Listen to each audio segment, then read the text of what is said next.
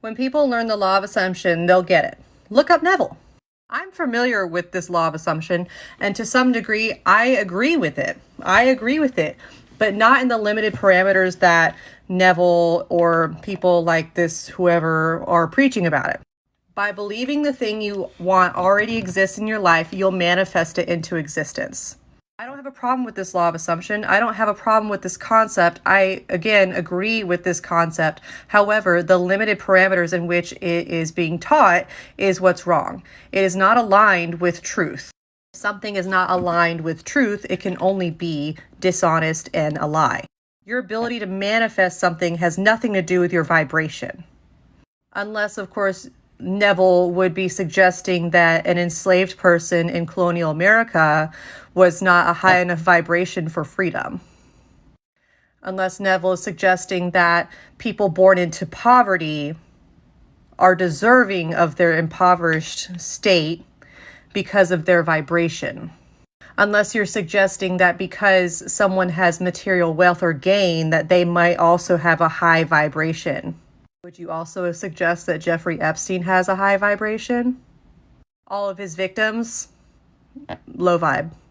They manifested that. The way it's being taught is incorrect because time is not real. And so people who are new to this, who still believe that time is real and they are still limited by time, they manifest, they do everything they're supposed to, quote unquote, do, try to be a high vibration, buy whatever the fuck crystal, do whatever Joe Dispenza manifestation meditation method, do all of these things, and they don't see anything different.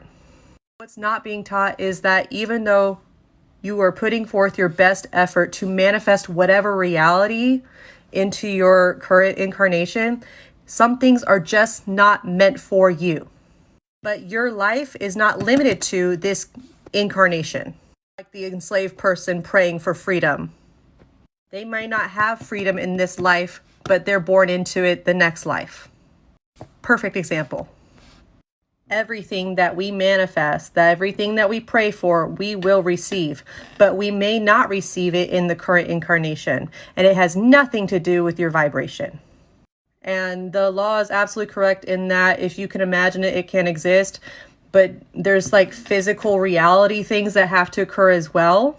So it may not occur in this lifetime, but it might in the future. The enslaved person might wish for freedom, but they couldn't have fathomed Jim Crow. It's not being taught this way because it doesn't make Joe Dispenza or Neville any money. And that gives me the ick.